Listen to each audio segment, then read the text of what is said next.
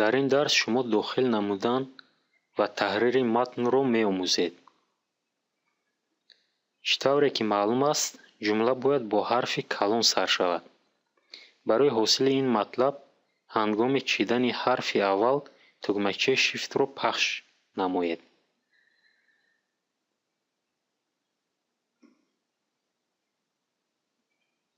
масалан, агар мо Тоҷикистон чиданӣ бошем, шифтро пахш намуда теро пахш менамоем ва баъд о дигар ҳарфҳоро бо тугмачаи шифтро сар дода мечинем. ҳамин тавр яъне ҳарфи аввалро бо пахш намудани тугмачаи шифт мечинем.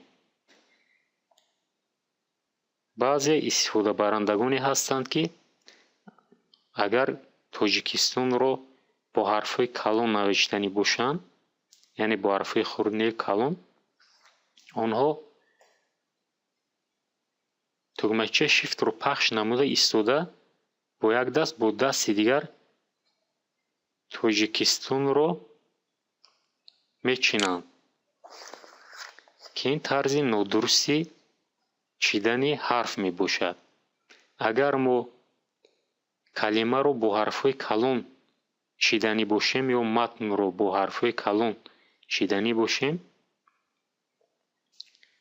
як бор тугмачаи капс локро пахш менамоем. ҳангоми пахш намудани тугмачаи капс лок, ҳангоми гирон будани ин тугмача, мо бо ду даст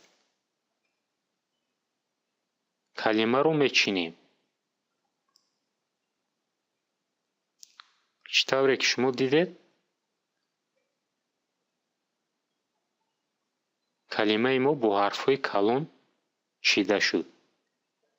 яъне агар мо бо ҳарфҳои калон матнро чиданӣ бошем, як бор тугмачаи капс локро пахш менамоем, гирон менамоем ва ҳарфҳоро чида рафтан мегирем.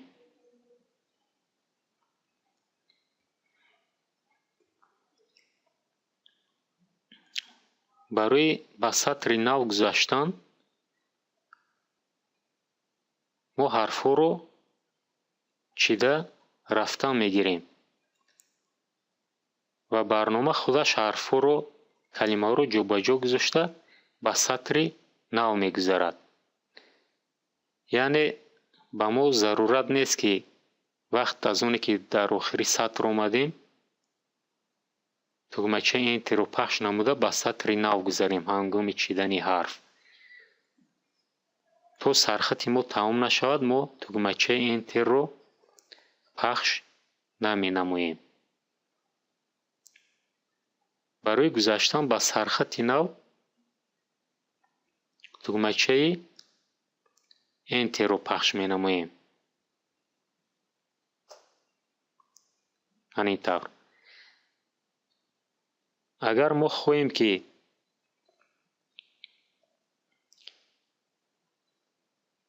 қисмате аз матни мо бе гузоштани сархат ба сатри нав гузарад,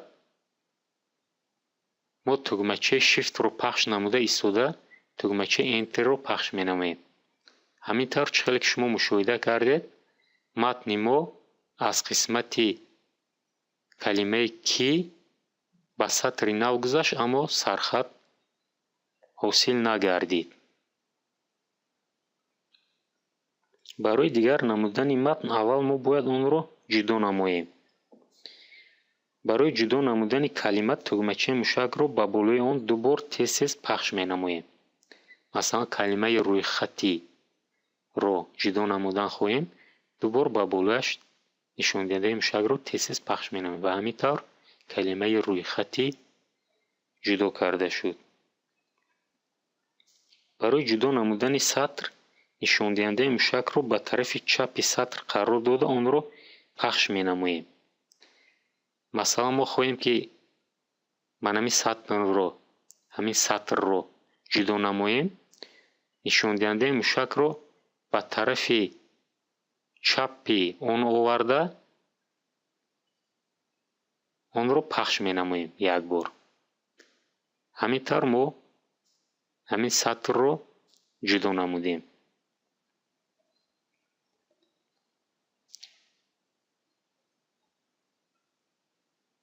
барои ҷудо намудани ҷумла тугмачаи контролро пахш карда истода тугмачаи мушакро ба болои ҷумла пахш менамоем.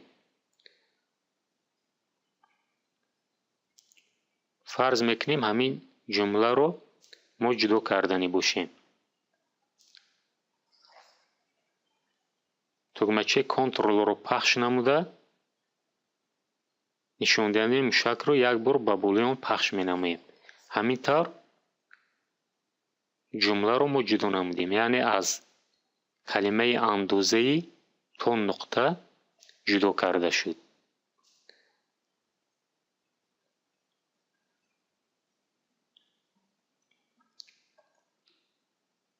барои ҷудо намудани сархат тугмачаи мушакро ба сархат бурда 3 бор тез пахш менамоем.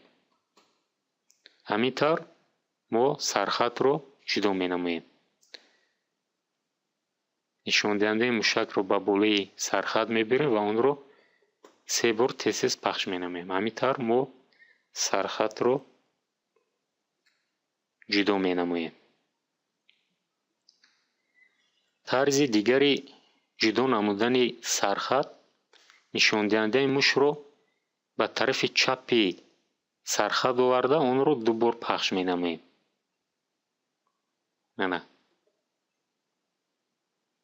чӣ хеле ки шумо дидед, тугмачаи чапро ба нишондиҳандаи мушакро ба тарафи чапи сатр оварда онро 2 бор пахш намудем ва ҳамин тавр сархатро ҷудо намудем. барои ҷудо намудани ҳамаи матни ҳуҷҷат нишондиҳандаи мушро ба тарафи чапи он оварда 3 бор тез пахш менамоем. ҳамин тавр мо тамоми матни дар ҳуҷҷат бударо ҷудо менамоем. ё ин ки ба воситаи пахш намудани тугмачаҳои контрол ва аи лотинӣ. бо ин роҳ ҳам мо метавонем ҳамаи матни ҳуҷҷатро ҷудо намоем.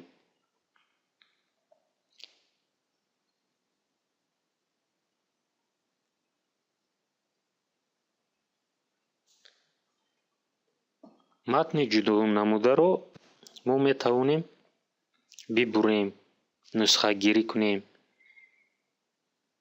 ва ё ба ҷои дигари ҳуҷҷат барем кур кунем ва ғайра. масалан калимаи катакчаиро ҷудо менамоем. мо метавонем ин калимаро аз ин ҷо гирифта ба ҷои дигар гузорем. барои ин тугмачаи ростро ба болои он пахш менамоем ва тугмачаи аз рӯи хати пайдошуда тугмачаи вири задро пахш менамоем. чӣ хеле ки дидем мо ин калимаро буридем ва ба ҷои даркорӣ бурда тугмачаи рости мушакро пахш намуда вставидро пахш менамоем. ҳамин тавр мо калимаи катакчаиро аз як ҷо ба ҷои дигар кӯчондем. ё ин ки метавонем калимаи шрифта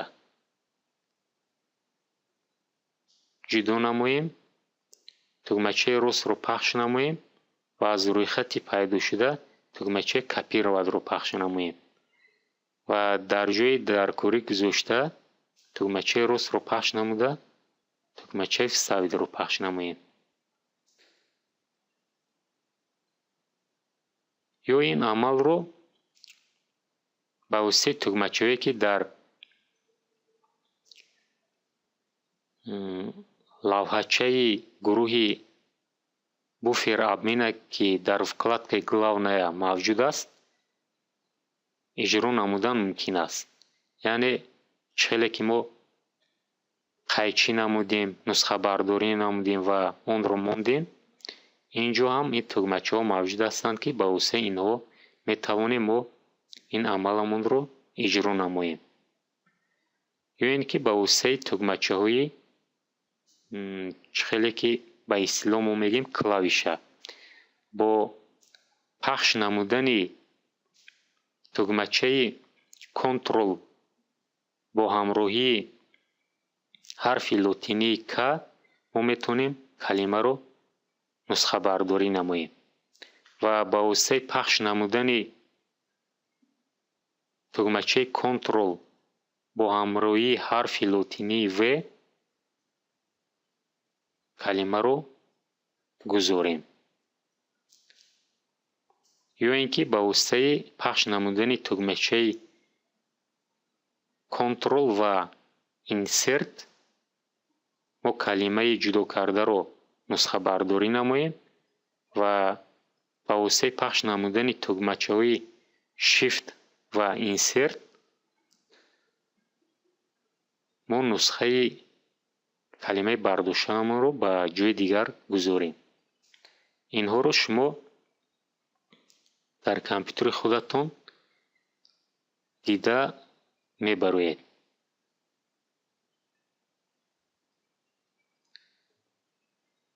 барои кур кардани матни ҷудокардашуда тугмачаи Delete ё Backspace-ро пахш менамоем.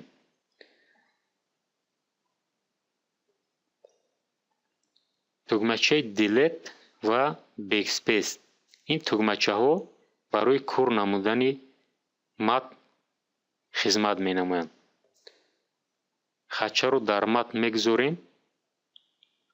вақт аз оне ки мо калимаро ҷудо менамоем, тугмачаи Delete-ро ки пахш намудем, ин калимаро кур мекунем. тугмачаи Delete барои кур кардани ҳарфҳои баъд аз хатча ё ки ба истилоҳ курсор хизмат менамояд. ҳангоми пахш намудани Delete чӣ тавре ки мо мушоҳида намудем, ҳарфҳои баъд аз курсор буда ё дар тарафи рости курсор буда кур карда мешаванд ва Backspace бошад ҳарфҳои пеш аз курсор буда ё ҳарфҳои дар тарафи чапи курсор бударо кур мекунад.